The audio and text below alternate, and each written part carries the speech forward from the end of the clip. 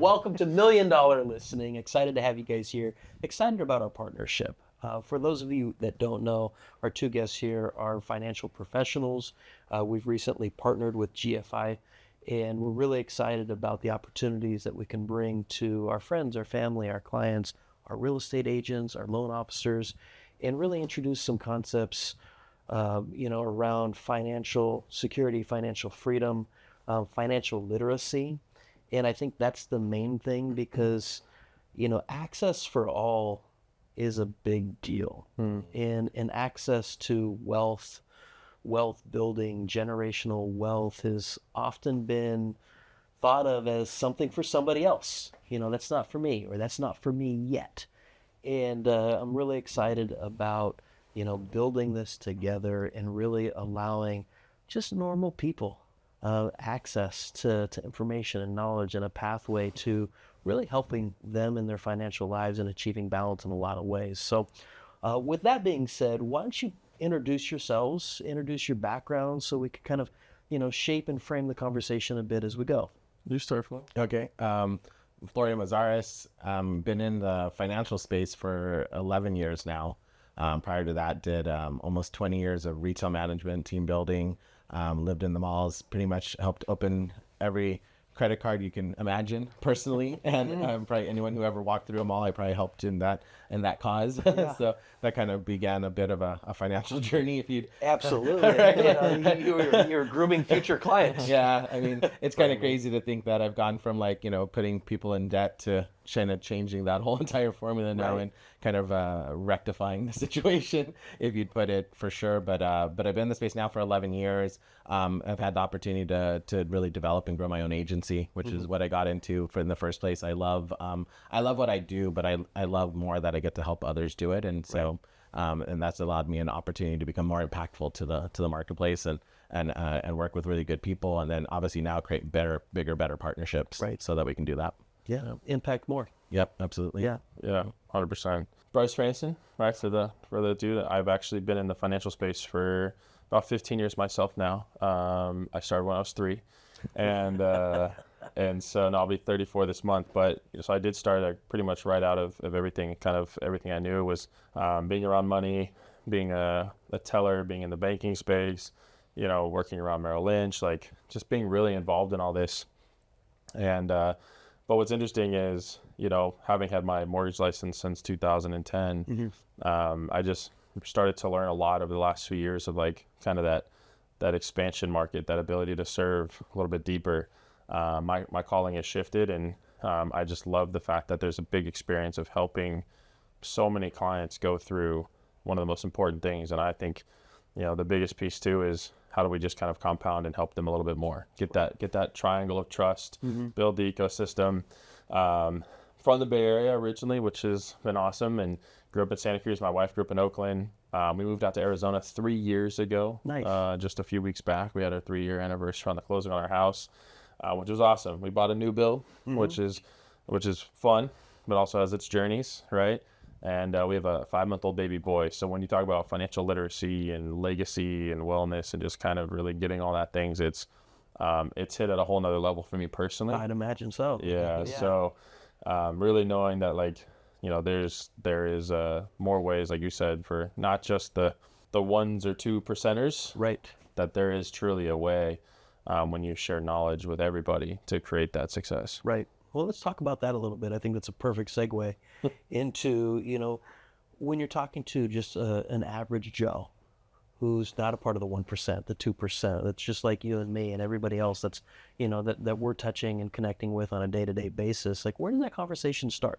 I can kind of start it. I think the reality is, I mean, for myself, I'm a father, I'm a husband, I've got 2 wonderful kids, and I think that helps a bit that, you got to start from the place of being relatable, of that, hey, finances are important, and regardless of if they've got an extended family or just a small family, everyone's got someone they care about, right? And everyone, I think commonly, people are all thinking about the future, right? I haven't met one person that doesn't want to be better, Like, you know what I mean? Maybe they don't know how, maybe they don't have the strategy, Right. but everyone has the desire somewhere. It may have been squished down to somewhere in their life, but I think that's kind of where our role comes in, is what I found is we kind of really in the process of learning where someone's at. Like, see, I think traditionally in the industry, what you really see is that people go after just trying to put one product and make that fit. Like the joke is like, hey, I have allergies. Get this financial product. Oh, I feel sick. Get this financial product. Oh, I'm having marital problems. Get this financial product. And that's not working out there. Right. Right. What we have to do and what we've changed is really to sit down and figure out what's going on in someone's, what we can now call a financial house, and learn what's really important to them. Right. Like, and really help them understand what that means to build a financial house. Because what I've really learned now is if I asked you, right, if you close your eyes, imagine what does a good financial situation look like? Like, what does that even mean? Everyone knows what a real nice house looks like. Sure. Everyone knows what a nice restaurant looks like. Everyone knows what a good meal tastes like. But no one knows what a good financial situation is. Right. Like, is it having money? Yeah. Is it having insurance? Is it having money? Is it not having debt? Is it Yeah. having a will, having a trust? What is it? What are the building blocks? to it? Correct. And no one knows. Like, that's because that's not taught, right? And traditionally and still not taught. You go open a bank account, they're not going to teach you. You open up a 401k, they're not going to teach you. And that's the movement that we're on, is really trying to help people understand from a basic fundamental, using this financial house to help people understand conceptually, give them a picture that they can attach to, Right. that they can help build their own financial future. Yeah. Yeah, I think that's good. I think when it comes to, like, really, where does it start when it talks about somebody's financial journey? It's also a semi-uncomfortable journey. Thank you. I was gonna dive into that because Yeah. I think that's really true, and we've talked about it before, where it's not something that we're willfully wanting to talk about, especially if it's not great.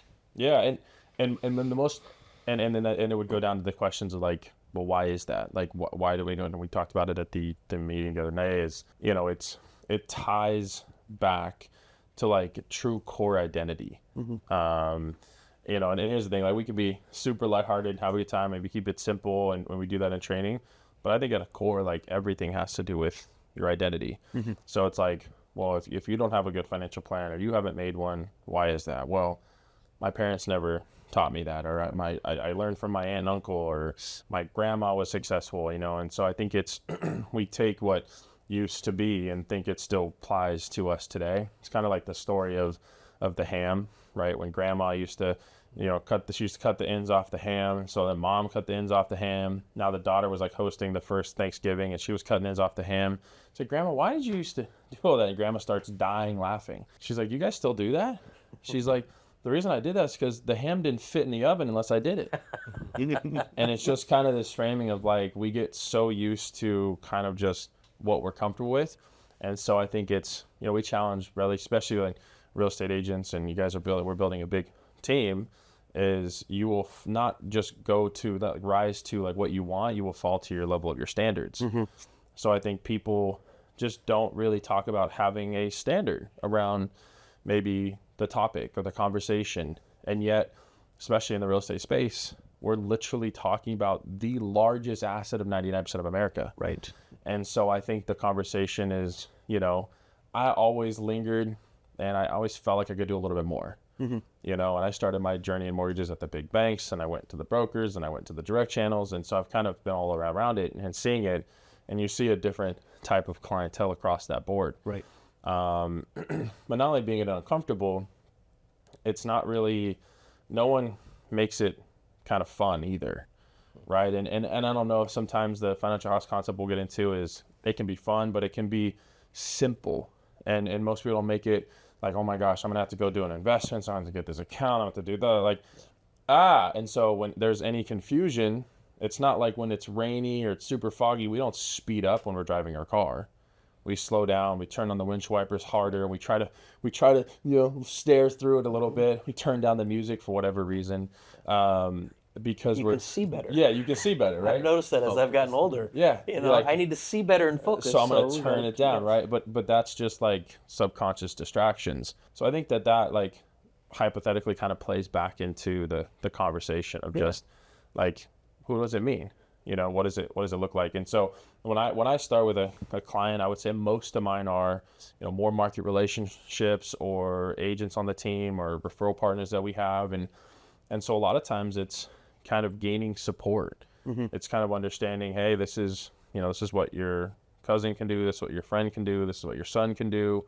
This is a high level of what they're going to be able to do for their clients. If you chose to do anything with them, that just so you can create credibility and really talking about it in a way that's nonchalant and very educational, right? And I think it has to be led with education, because what we see, and even the trainers that train the trainers, you still see them, like, they say things that will trigger sales remorse. They'll trigger the walls will go up. They'll say a product word and it's just like, you know, you can just see it happen in people. And so being disarming to be able to go through kind of the neurological framing of how to talk to somebody is one of the things that I think is the most important.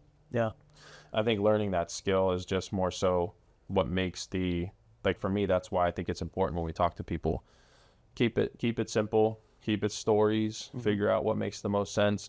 Right. And it really is like, just be like so focused on learning about them that it's impossible for them to think that you're there to do anything but find out about them. Nobody likes to be sold. And when we're talking about finances, I'd imagine it's very easy for those walls to go up. It's very easy to become overwhelmed or confused, apprehensive. What are they selling? How much is this going to cost? Exactly. Can I trust this person? Shut down. The walls go up. And then in your analogy, when you're on the highway and it starts to rain, you start to slow down. And in this case, you slow down to a stall. Yeah. And you just don't do anything. So I love the approach of building a relationship, being genuinely curious and interested about their situation and why they're where they're at. What's led them down this path? Is this the same path that we want to keep walking down? Or do we want to change direction? Do we make major changes or minor changes, and where do we want to make them? And I like that holistic, organic approach because I think that feels more natural. You're moving at a pace that makes sense to the person that you're talking to. And while you're doing that, you're educating, and you're allowing them to kind of feel a pull in a direction that speaks to them, that calls to them. So I like that approach, and I think most people would agree. I think one thing to kind of piggy that, you know, it's the conversation. You know, it's interesting. Like, think about it, right? Where nobody wants to be interrogated, right? Either, but I think of it, if I tie it back to a mortgage conversation, right? You're really trying to, when we talk to somebody, you're also trying to figure out, where are they? What are their habits, right? Because finances and anything and any results we have are based on a belief system, which is probably based on self-talk and what they're listening to and so forth, which then belief system is going to lead to what they're going to go and do actions on, and actions will lead to the habits, and habits will lead to the results. So we look at people's results. I think, and he's taught me this really well over the years, is like, I'm really trying to figure out, like, what are your habits? Like, what is your belief system about you and about where you're at? And I believe if, you know, that was something that I used to do a lot when I was doing a lot of like mortgage conversations, is to like really figure out where's their habits. Like, what is your belief in this process? What's your belief in what you're trying to accomplish or doing? You know, and the reason for that is, if you think about it, if someone comes to one of the loan officers on the team and they sit down, they're like, I got a budget, I got my credit score, like we have the pillars of the things that we need to accomplish the quote transaction that they need to get what they want. Like, the better the frame they are, the easier we know it is. But sometimes we're going to have that person that's going to come to us that doesn't save money, doesn't pay their bills on time, struggles to do the right thing, but they still have a dream, they still have a goal, they still want to accomplish it. And so one thing about the real estate industry that I always admired and loved, and why I've been around it for so long, is that we're problem solvers. Right? We're really, really, really good at figuring out where you are, where you want to go, how can I get you there based on what you do or do not have. And so I think that that's why the psychology conversation is like, where are they at? Where is that person really at? Because if you understand them, then you can serve them based on what they need. not based on what you're looking to accomplish. It's powerful. It really is. Let's talk about some of the building blocks to, the financial literacy piece, and building blocks to, financial freedom. And, that's out here. Yeah. And there's lots of little things that need to be implemented along the way. But, what are some of those pieces that you focus in on that are really important to, the everyday person? Yeah. So, I mean, when we're thinking about, and we always have to just come back down to the financial house, right? Because we're going to have that visualization. You'll never get away from it after today, right? You just can't let it go. But if you were going to build a house, right, would you start from the roof down, or would you work from the foundation up? Of course, you're going to work from the foundation up. It's pretty crazy, right? Like when you say it like that, it sounds ridiculous otherwise. Right. But if you kind of think about, and you may even, some people just quickly think about your own financial situation. What do you have more right now? Do you have more more roof or more walls versus you haven't even set your foundation? And so the foundation we're talking about is actually income protection, right? So which is in the level life insurance, living benefits, having the ability to make sure that, if something happened to your income, it would stop, right? Like, so if you get sick or pass away, and we're talking like severely sick, right? Like a terminal, critical, or chronic illness where you're unable to do. In my career, I've paid out 6 living benefit claims for multiple millions of dollars, and I've paid out only 2 life insurance claims, right? So I'm paying out more living benefit scenarios because, and one of the scenarios that comes into my head is I have a client that father has a wife, stay-at-home wife, 2 kids. 2 years ago, now it's 3 actually now, 3 years ago in December, fell off his roof changing lights. Christmas lights. Christmas lights. How many of us have put on Christmas lights? Right. Crazy, right? Something everybody can relate to. Yep. So guess what happened? So he's the main provider, can't walk, right? Can't properly walk. So he ended up qualifying for a chronic coverage and a claim. And so he ends up getting about, he had $1 million policy. So he gets roughly around almost $200,000 tax free over the last couple of years. He'll qualify again for his 3rd year doing it. And the ability for that is it's allowing his family to still function. And because the situation may continue and he may not ever be able to work again, well, his wife has been in a position to use some of that extra money to actually get an education to get into the workforce now. Right. Pretty crazy, right? But see, most people, but we look at that, but some people might go, well, I've got money from my 401k, which in the later part of this, it's considered the walls. Well, how long would that even last? Would you even have the $1 million of tax-free money from that this insurance policy covered? And most people wouldn't. Right. And it's crazy to think about. I mean, I know when we were doing the meeting, you guys put some stats on the screen that I thought were staggering. And I can't recite them, off the top of my head. I'm sure you guys could get a lot closer than I could. But, it's wild to think that the vast majority of Americans don't have a retirement that's going to last through their retirement years, are just drowning in debt. The numbers, percentage-wise, I want to say it was close to 60 to 70% of illnesses are financially stress-related. In other words, I'm worried about money, and I'm worried about money so much that now I have an ailment, some type of disease or issue that's now contributing to more financial stress because now I can't work, or I've got medical bills. Like the toll that our finances take on the balance or imbalance of our lives is incredible. And I know you shared a story too, similar to the one that you just shared, where, you helped somebody, purchase a home. They save. They're fortunate enough to qualify. They go on their hunt. They find their dream home. And within a couple of months, tragedy strikes. And then what? So I love the idea of starting with the base of income protection. What types of income protection do you recommend? Yeah, it's a good, the stats are staggering, and we can always go where we can throw it up on the screen, right? Anything like that. And we'll send it, we'll share it. But really the biggest thing is, people can have their own opinions. So kind of what the way that we educate is truly implementing a properly structured and properly funded insurance plan, right? And really the reason for that, because there's stigmas, there's trigger words around insurance, life insurance. And it's because of the way a lot of the industry has operated in the past, similar to real estate mortgages. It all has its pros and cons. Right. We're just a little bit past the negative connotation of 2008 for most people now. But it's like the reason for that is, I'll use my life for example. I have 4 different insurance strategies in place on myself.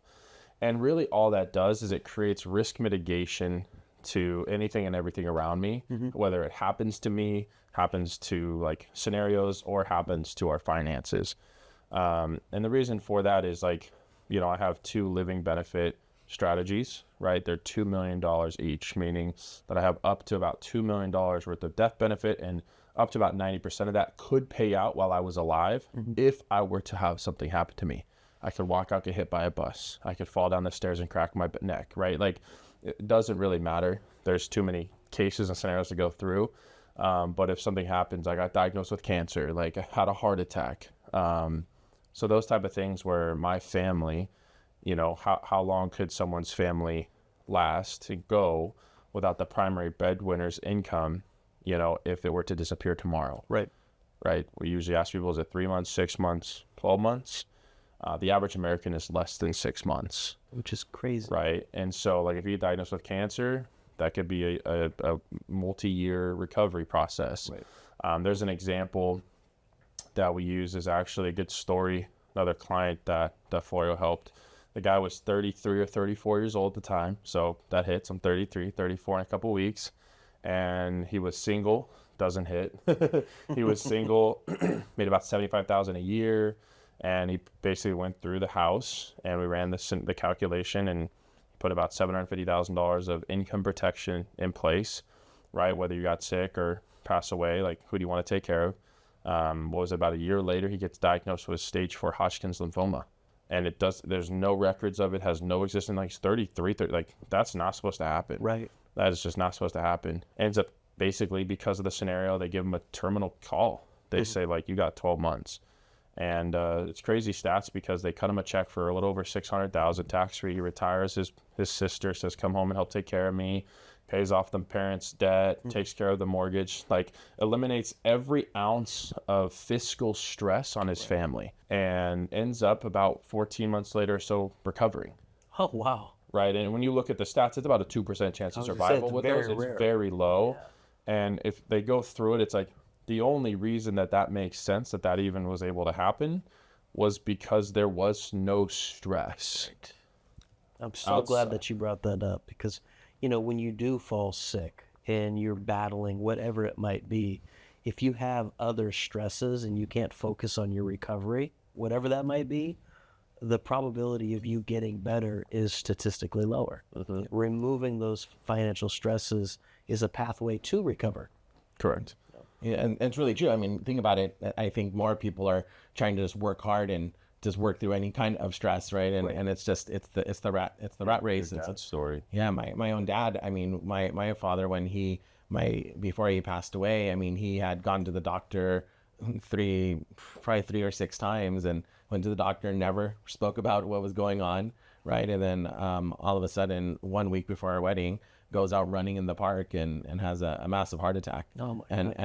And the doctors come to find out what the story is, that my dad was dealing with a major court case. He had taken on as a blue collar worker, took on a government court case, which was a horrible idea. Don't know who recommended that. Really never will really know the whole details behind that. But all I know is that it was this ridiculous amount of financial stress, $250,000 of debt and lawyer fees and all that stacked upon a blue collar worker with no way of getting out of it. Yeah. And then he hears about his son getting married and all this. For sure, that's not making it any easier. Right. And so I saw it completely on that end of what, you know, stress will do that, and then it transferred that stress to my mom.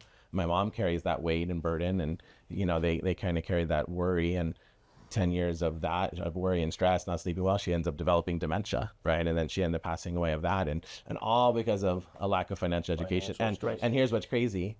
My dad had a very good friend who does financial protection and insurance and all that, but never educated him, never. I think the policy my dad had, it expired and never renewed and all that. So that's why all that stress just came about, because he had no peace of mind to do anything except try to work through it. We're prideful people, right? Yeah. Almost to our own detriment in many cases. And that's sad. How do we break that down? You know, your dad's friend, you know, was it just a lack of care. I doubt that, right? It was probably, I'm sure he's fine. I don't want to intrude. I don't want to, enter into that space of our relationship where I'm infringing on his privacy and, digging too deep and making things uncomfortable. Like, how do we get past that? And how do we have open conversations about some of the things that are the toughest to talk about in a way that helps? How do we do that? That's so good, man. Like, I like getting, I like feel kind of the emotion come from that a little bit, because I think of like, so my mom passed away in February of 2024, and she was 59 years old, and she had almost in the same category, like no one had ever talked to her. And because of her health issues, it ended up leading to her passing. I had to deal with all of it. The fees, the cost, the funeral, like, the house, everything. Thankfully been blessed in cases that, wasn't like it really threw us off at all. But I think you nail something that's like so crucial on the head, is that most people think of even all the agents on the team, all the people they have, like, I heard a story the other day. It was like, oh my gosh, 2 of my closest family friends use a different agent. Right. It's because you're not talking about it enough. Like when you're truly, like I think when you're truly in a mode of like, I am here to help and serve and like do right by others, it becomes very difficult to not talk about it. I think when you start to see the result of what you can offer in the sense of information, strategies, like your true identity of belief, that if they don't work with me, they will not get the best experience. They will not get the best plan. They will not get the best strategy. Again, their family might suffer if they don't sit down with me, right? In any category. But I think it's the identity, and it's the biggest one. It's the number one thing that we as human beings want, and it's proof of acceptance, right? And so if we step out of the normal and have a conversation with somebody around a potentially candid, taboo topic in some families, Right.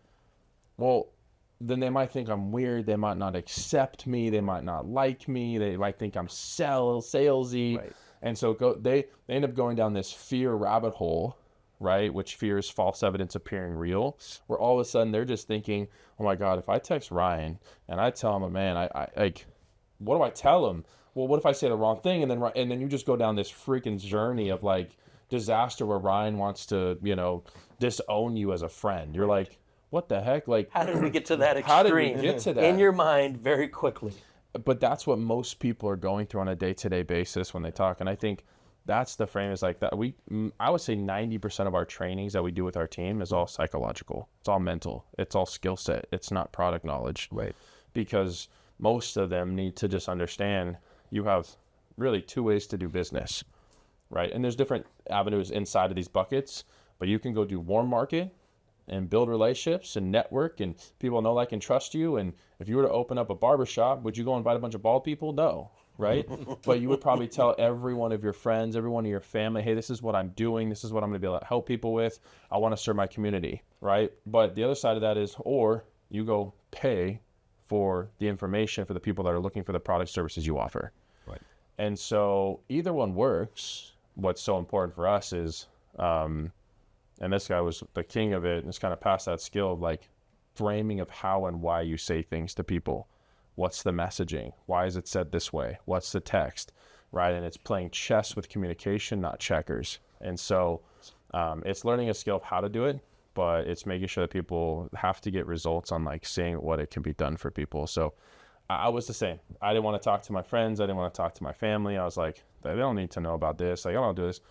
But I've gone from working with families that can save $50 a month. Cool. Let's just get the foundation. Let's just make sure that at minimum something happens. There's something in place. Versus I have clients worth $100 million. Still, sometimes the topic is weird, like, or they don't have the right information. They don't have the right education. So I think you just at a point get to where, like, if I don't talk to everybody that I possibly can and explain to them that there's a way, there's a business opportunity, there's a strategy opportunity, like, who will do them? Yeah. Who is and what are they going to say? Yeah, like, And are they really going to take care of them the way I would? would they be the best? Yeah, Which and is I why think that's I a love. good point. Yeah. Sorry to cut you off there, No. but just to piggyback on it real quick, you said something that I thought was really powerful. The psychological training with with your agents, your team. It's I believe that most people, not everybody, but most people have great hearts and they really want to do good things. Correct. They want to take care of people.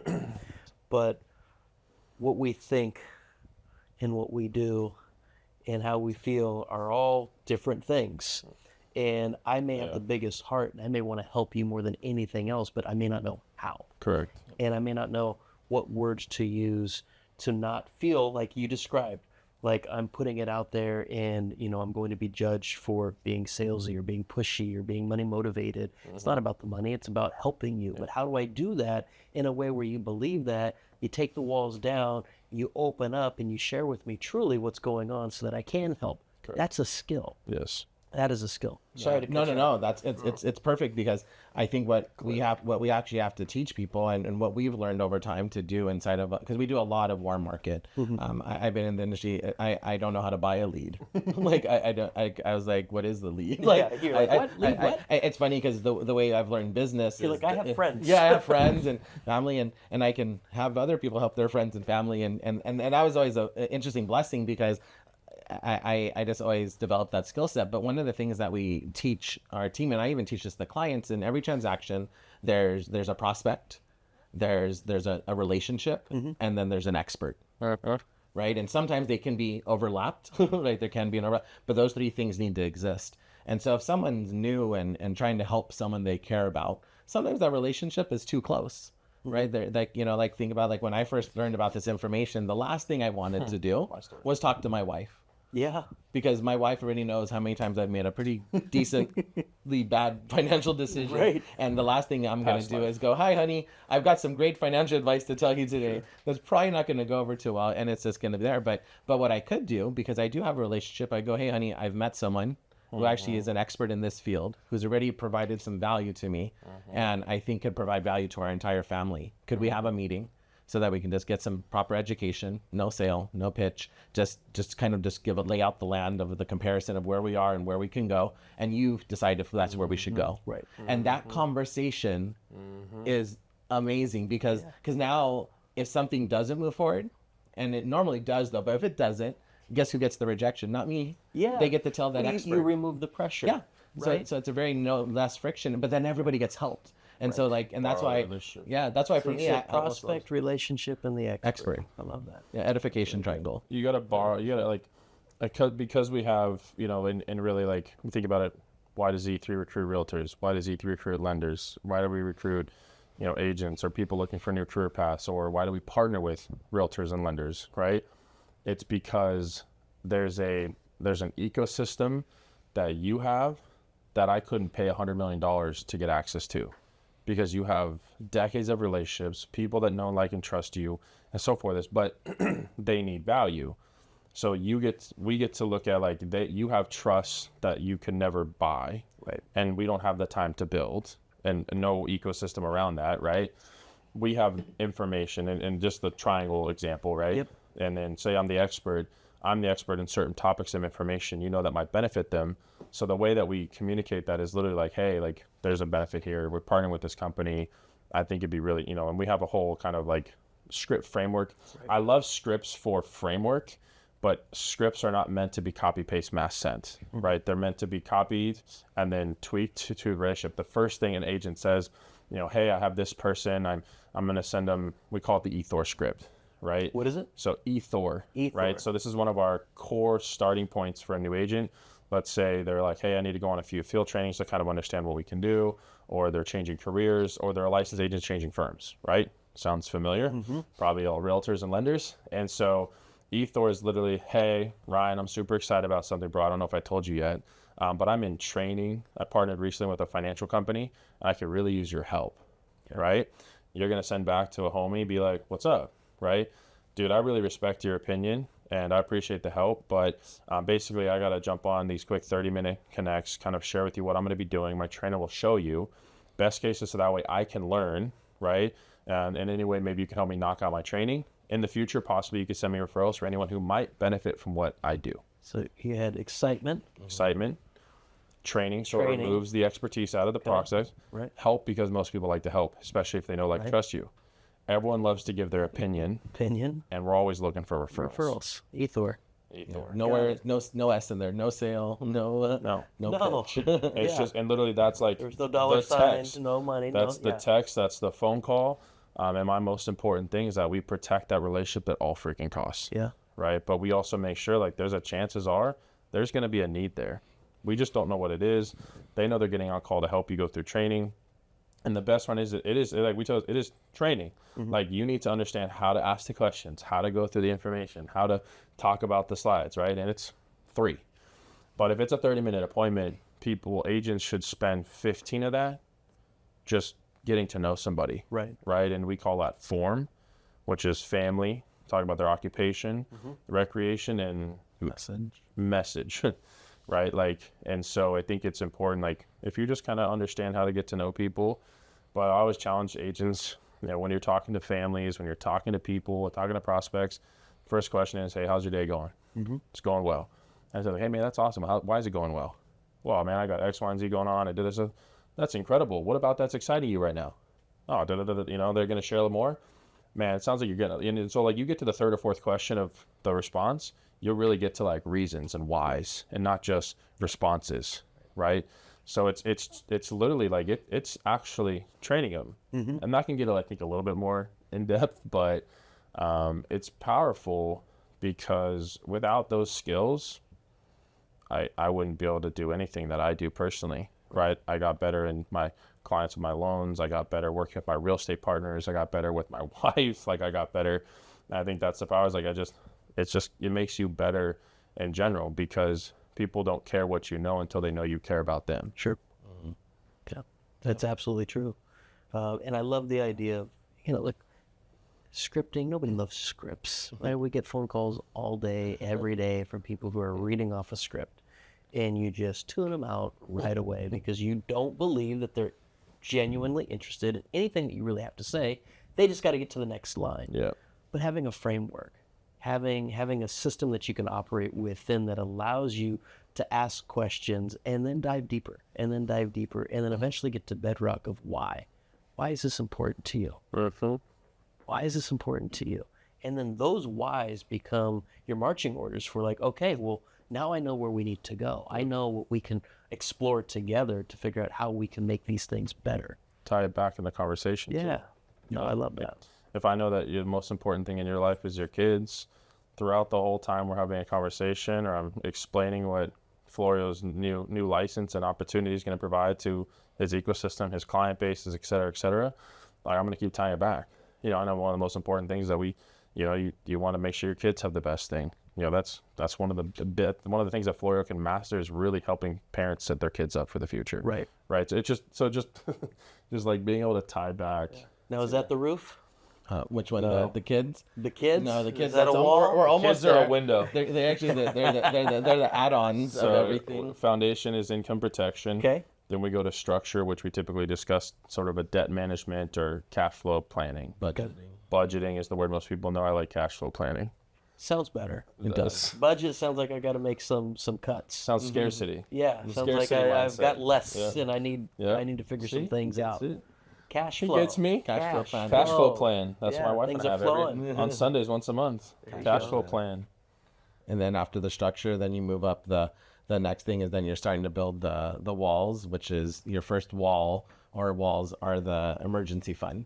So this is the twist for people, right? 'Cause Yeah, usually that's the first thing, right? Oh, I need $500 to $1,000 for yeah, emergencies. exactly, and you should. And the definition of a good emergency fund is one that is safe, of course. It's beating inflation and Liquid. And Gotta it's be liquid, and it's yeah. got to be liquid. I can access it very, very quickly. So when you think about that, then that's that part. So then you have to have your 3 to 6 months there. Then you can get to the next walls in the house, right? So remember, you can't get other walls until you finish. You don't put up new walls until the other walls are done. Yeah. But then once they're there, you can focus on retirement, right? And retirement, people would typically throw in their IRAs or anything, a 401k, things like that. So we would evaluate those scenarios and where's that going and what's the number, right? I just had an appointment today where the gentleman, we were talking about his house, and he's all, I've never had a financial plan. He goes, I've been putting up 20 years plus into a 401k, and I have no idea if I have enough money. He goes, and I go, so how does that make you feel? And he's like, well, I try not to think about it. yeah, right? exactly. And that's because it makes me feel It's literally terrible. the response. Yeah. It's scary. Yeah. It's stressful. You know that statistically, most people never look at their 401k, and that's the second biggest asset outside of their home. Yeah. And they never look at the Like, statement. look, I would imagine there's a lot of spouses that don't talk about money hardly at all until it's a major issue. Because the That's other why that statistic, stat. that stat is 40% of divorces are related to financial, and that's. I would even sometimes beg to differ that may even be higher. I'm sure. Because it's the money that triggers another stress, which is the one they use on the statistic. Yeah. But it's usually going to come down to money. I think almost every fight that I've ever had with my wife has probably been sourced somewhere where Financial money, conversation. some financial conversation, or we couldn't do this or we couldn't do that because of a poor plan, right? Like a financial plan to get there, and so that's huge. And then after we address the retirement, then we get to now we have some fun. We can put some windows, and so the windows and doors are we see it as children's, but it's not always children for everyone. It's dependents. Okay. Right, because I've had clients that have like a 21-year-old autistic sibling, Right. who they're responsible for. Sure. Right, and so that lives in the house, and they're responsible for them and putting things together. So that's important. And then you can, at that point, now we can have the conversation of, now let's put a roof on the house. Now let's protect it so that the government and state don't reach into your home. Gotcha. Right, because think about that. You can do all this great stuff, and if you don't put on the roof, you really leave yourself open to someone else coming in. Sure. Right. How much money did you make is one number. How much did you keep is another. Yeah. Right. And how much No do you different get to And- pass and on how to much your? do you pass how much on? do you Yeah, pass on absolutely. is the now the extended question, That's right? the legacy. The legacy That's question. the generational wealth. And it's different. So the roof ends with estate planning, which you could argue in some cases. I've always thought like it could be foundational, but you won't psychologically be able to make to where most people won't think that. So it's like, okay, well, once you have that things, I always tell people like you need a trust in an estate planning conversation if you have anything and anyone that you care about. If you have something that you care about passing down to someone you love, then we need to have that conversation. We need to protect it. Yeah. And here's the thing, it's crazy. Like on the roof side of this, most Americans, we know statistically 70% of them won't even build the house. They'll have parts of it. It might be on sand. It'll have, paper mache walls, and the electrical's lighting things on fire, and they don't really know that. But the visualization is what makes it easy. And I'm like, dang, like I don't want that. Like, yeah, nobody does, right? But again, if you go to like some of the big firms, I'm not going to say it because I know this will be public, but like some of the big financial companies, right, that people know about, some, just rhyme with names, but I was going to try to do, I'm like, I'm not going to go that rabbit hole, but their entire goal is, well, once you have 100,000, $250,000, $500,000, or $1 million, then I can work with you. Right. Now it's worth Then it. I can work with you, right? Then it's worth what? Here's the thing, like, what is it worth? Right. Is it worth the client? No. It's worth the financial advisor and the financial company's pocketbook. Right. And I think that's what's so frustrating about that, having been around that ecosystem for so long. I remember days I'd walk out and there'd be some of the young gun sales guys just getting on the advising team and just getting all these licenses, think they're all hot shit. But at the end of the day, I remember one call I walked out, and I was on the lending division at the time, but I worked with all the wealth advisors. And this guy was about 6 months in, and I can vividly remember this conversation. He's like, man, I'm so excited, bro. Like, I just closed that guy, and I'm going to charge him 2.5%. I was like, what? And your stomach turned, right? Like, And I was really? like, That's what we're charge him doing? 2.5%. I'm like, average is like 1 to 1.5. And at the time, obviously, I didn't know that, but I'm like, you're overcharging him for what value? Right. Versus us in our ecosystem, and E3's incredible platform is like, no. Like, the point is not to come in here and pay a penny, to gather the things that you need to serve you and your family the best possible way. Right. It's here so that way you can come in and learn, right? So that there's stats where like you're okay.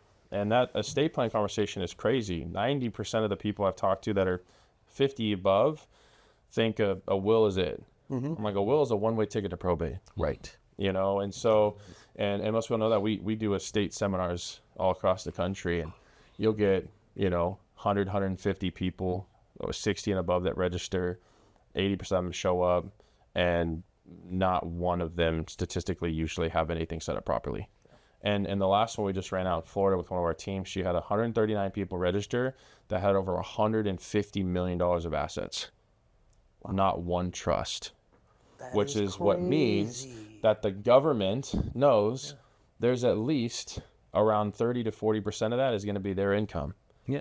Because your hardworking journey that your family went on is literally going to end up in the IRS bucket. So a will is literally saying, come and take what I've built. Right. You have access to it based on all laws and regulations and tax codes. Yeah. A trust is what says, I'm good. You don't need to touch it. Yeah, all because there's no plan. There's no plan. But and there's no plan. You're going to say this, I'm sure. But to me, it starts with your story of, I'm going to make this and this, that, and the other. And you know what?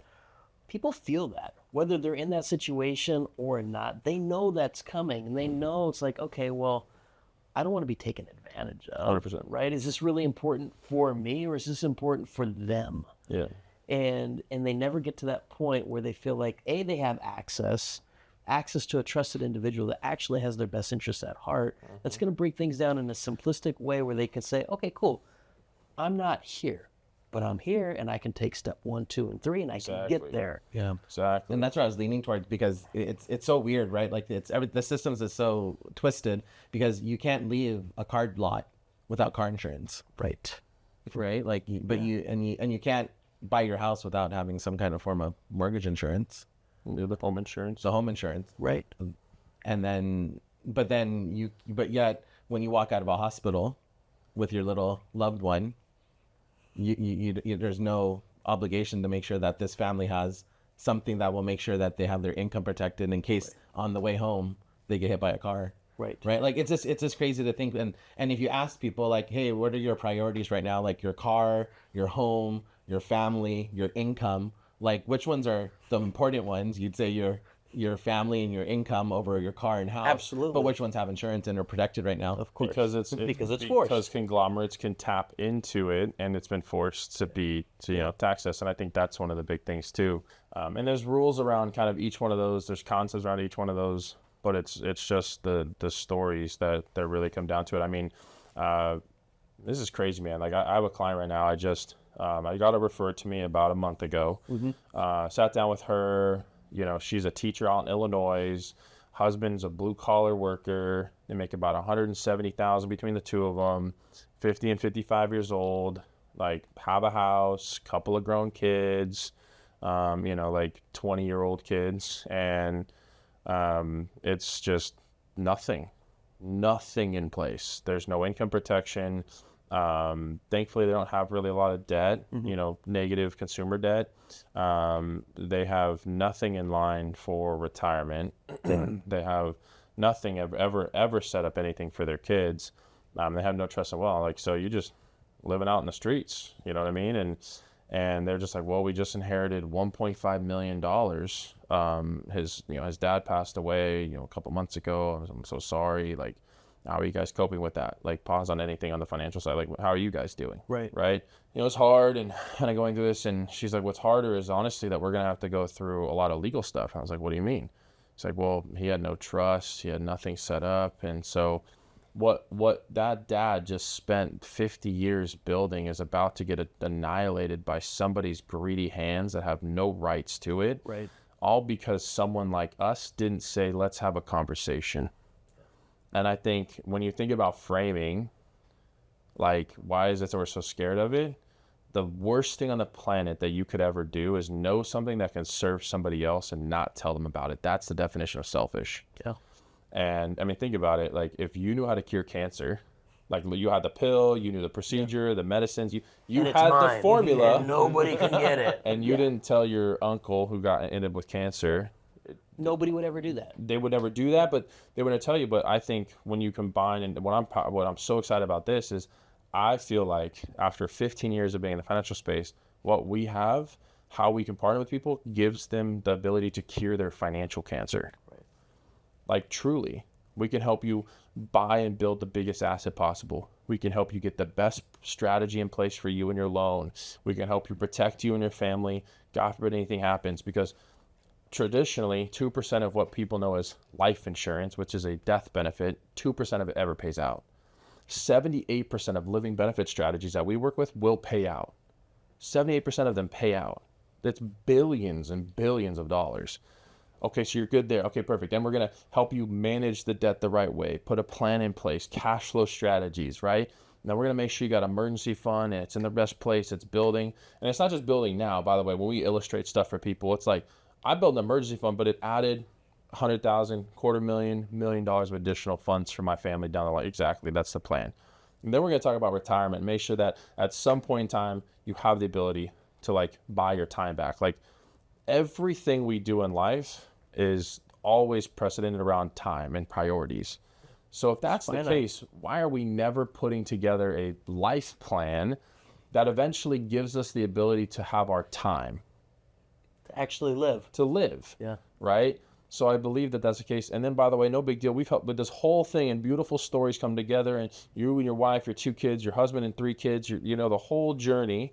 And now we're going to make sure that, hey, everything you spent decades putting together for the most important people in your life and getting the time back and spending that 20, 30 years traveling around Europe in retirement or whatever it looks like, it's okay, and it's 100% going to stay in your last name. I think that that's so powerful. Yeah. Like, but it all starts with one conversation. I'm sensing just a little bit of passion. Oh, I wish you were more passionate about this, Bryce. Do you actually care about this stuff, man? Can you get all in already, please? That's amazing. And look, I mean, like you said, there's stories for all of it where you've been able to help people, you know, overcome that first step or that second piece and then put all of it together and get to where the walls are going up and now the roof is there and, you know, we've got the windows and we're taking care of the kids. And like, those are powerful things. And when you're a part of that, it's hard not to become even more passionate about what you're doing because you're seeing that your approach is working and that you're really reaching out and connecting with people that need the help. Maybe they didn't even know they needed the help, but now you've identified and you've uncovered, yes, you need help and we can help you and here's the ways we can do it. And then they start to get excited and then they share with people. And then you see the proof in the pudding and you put all of this together and you go, why didn't I start doing this years ago?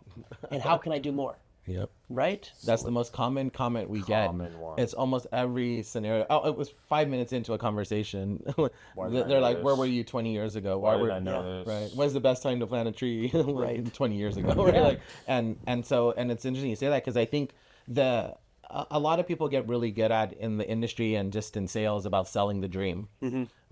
But something has to shift to where we're actually delivering on the dream. Right. We have to deliver a strategy and a plan and a house that can actually be built that actually will do what you're asking, and it will do more than that. It will actually continue well beyond there, and that's the power behind this, right? Because I think if someone buys a house, a physical house, they would love to keep it in the house for generations, right? Like that's one of the most.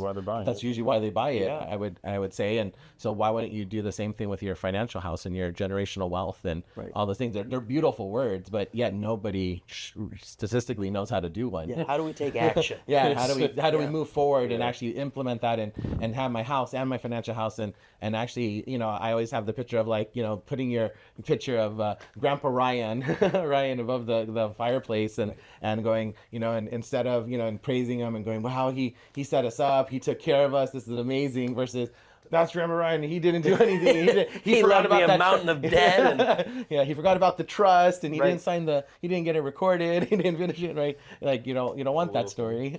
I think the power is like and this ties even to real estate, to mortgages. I mean, probably close to 200 million in loans in my career, right? Where it's like, what's the number one reason why people don't start the process on all 3 fronts, right? And we loved asking that question, you know, to the team the other day, and it was like the first thing, was it Versi? Yeah. He's like, fear. Yep. Nailed it. Okay, well, first answer was completely correct, and it's so true. It's like there's a fear of the unknown. Absolutely. And so I think that's what's going to be cool. And my opinion is like, or it costs too much, or whatever, or I can't afford it, and so we just got in the rabbit holes. And I think that's the stigma that has to be broken more than anything. And I think the big conglomerates in finances, insurance, mortgage, real estate, all of that, I give a rat's ass. Like, they really don't. I've worked at all of them on the financial and mortgage side, and it's like, you're just a unit, man. You're just a number. And so it's like, to me, that's painful for most. And like, it doesn't, even if it like, what was it? Mark came up to me afterwards. It was like, man, I'm running this community education event. Like, it's supposed to serve the underserved community. I want to help. I want to do this. Like, I would love to have you guys there. And I'm like, yeah, well, there's someone there. So we can have a stand there. We can have some, flyers. We're building some signs, like whatever you need, man. Like, just to help support you, make an impact in your community. Right. And so that's the fun part. But I also look at it, my own personal experience at some level.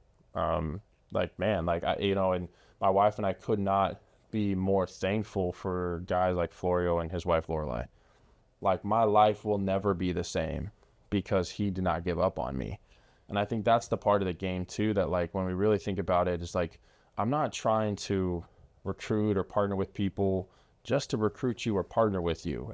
Right. We're really trying to figure out how can we help you? Like, do the inspire to dream again concept, right? Of like, how can we help you like really figure this out? And candidly, like, if it wasn't for that conversation, my marriage wouldn't be where it's at. If it wasn't for him staying engaged with me, my relationships, my network, like, I mean, our income, our business, like, every part of my life around our fulfillment component that we talk about has gotten better because he didn't give up on me, because he saw something in me and our family and just kept staying in touch. And I just think that, like, if you continue to stay in touch with people, love on people, be there for people, and share what you can do to serve them, eventually you will get the opportunity to do so. Yeah, that's an incredible compliment. I know. I'm trying to not cry right now. Yeah, just no, so you know. Like, that's an incredible compliment, and I'm sure that you are not the first, right? That's not a unique thing. I think that's who you are at your core. Relationship builder, somebody that really cares and really wants to be trusted for all the right reasons and helping somebody get to the next stage, the next level of their lives. Yeah. It's amazing. Thank you. Yeah, I appreciate it, brother. It's a privilege to serve people. I think I learned some time ago that it's just so much better to give, and I'm just thankful for anyone who's ever just helped me. But I think, they say, like, if you really want to know the value of money, give it. Right. Well, if you ever want to know the value of love, give it as well. Right. Like, just, if you ever want to know the value of service, go serve, and you'll get addicted. Right. I think when I learn about people's dreams and goals, it's always been my personal fuel.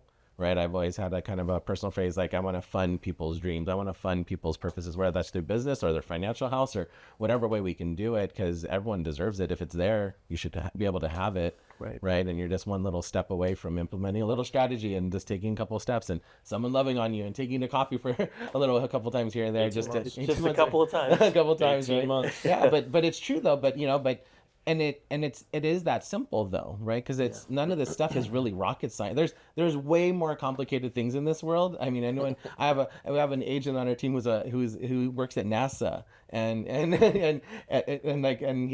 we've talked, and I go, you can get this. Like, right. I think this is simple. Yeah, this is simple. This is as simple as what you you want to do, make not it. so simple, right? Right. I go, this is very simple, and so it's so funny to think about how. It's almost like it's too simple that There's got to be more. It's got to be more. There's got to be more. It can't be There's that a catch. simple. There's a can't catch. be that easy. Yeah. Yeah. What aren't you telling me? Yeah. So What's true. coming next? Yep. And I think that's really what we work on a lot is and that's why the relational connections help, because is that tag team, that partnership is really what helps people move forward, because they are scared and they are fearful and they are thinking about the 22 other financial mistakes they made in the past, and they're like, I don't want to make the 23rd. Right. But if you can hold their hand or guide them through the process, at least then we can push together and we can make stuff like that happen. And that's what people are looking for. That's what for sure people are looking for when they buy their home. Sure. But there's no difference here. It's really it's a beautiful simultaneous thing, because it happens. You don't need one or the other. You need both, right? To really have something. That's why I think this ability for us to work together and partner, right? It's a true partnership is really like a big blessing in my opinion, because it's so many people are going to be impacted internally and externally. Yes, it's the power of the network, right? And being able to leverage people like we talked about earlier. You leverage time, you leverage relationships, you leverage information, you leverage as much as you can to connect with as many people as you can so that you can create impact at a higher and higher level. You do that and you really are leaving a legacy, money aside. Yeah. Right. And I think there's always topic like money has to be a conversation at some level, but I'm just like, well, you're paid in direct proportion to the amount of problems you solve, the amount of people you help anyways. Right. So solve more problems, help more people, and you'll be taken care of. Absolutely. Like, that's why, like, well, it's not that simple. It's that simple. It is. It really can be. Especially in this industry, in this space. Yeah. Well, I really enjoyed the conversation. I think people are getting a sense of why we're valuing this partnership. You guys are phenomenal people. You lead with your heart, with all the right reasons, and I love that about you guys. I can't wait to see what this partnership does in terms of impact with everybody that we can connect with. If you had to sum things up or give some direction to those that are listening, watching, or seeing this and saying, look, the first step is this, what would you say? Good question. I mean, I think the first step is, and we'll give this to the team, and either one, you can fill out the self-assessment of your own financial house. Right. I think that's always a great, No pressure. super nonchalant, Right. just like see what the heck that looks like. But number two is 100% is we have a team that can do complimentary financial house conversations. And it's just like hiring a home inspector before you list it, before you sell it. Just get to understand what's green, what's yellow, what's red, what needs to be talked about, and how do you address it, and kind of go from there. But obviously, that would be the very first step. Amazing. Yeah, and I'd say the similar. I think it's there's the worst case scenario is you walk away understanding things more. Right. That's your worst case scenario. Yeah. And whether you decide to work with us or what have you, at least you know like what what's missing in your financial house, because that assessment he's talking about will give you a very ability to see, do I have a weak house, a decent house, or a strong house, and from there you make a decision if that's something you want to fix. We can't force anyone to upgrade your own home. Right. And I'm not going to sit here and try to upgrade someone's financial situation. I'm just going to let you know that, hey, there's an opportunity. And if you'd like to talk about it, it's a free consultation, a free conversation with trusted people who actually care. So there's no loss here. Yeah, 100%. And what I loved about the self-assessment is it was you, right? It's me in my living room going through, clicking a few buttons, giving it some thought, and then discovering and understanding where I might have some holes and where I might need to have a conversation. And there was no pressure. It didn't take a lot of time. It was absolutely free, and it was easy. And I think that is a great first step for a lot of people because it's hard to get past that sometimes. Yeah, 100%. So if you're a real estate or mortgage professional and you work with E3 or you work just in the industry in general, one of the most powerful things you can do is take a look at that self-assessment. See what that might mean for you and your family. But more importantly, at some level, see what that means on your impact on your community, the people around you, and your clients. Because I really believe that if you're in the industry doing what you do, if you add value to your clients, you'll be more successful. So if there's a way to help you be more successful, you should take a look at it. Well, thank you again. Again, we really, really appreciate you guys coming in and sharing a bit about what you guys do and with hopes that we can help as many people as possible. Appreciate it, brother. Awesome. Let's fire it up. Thanks guys. Thank you.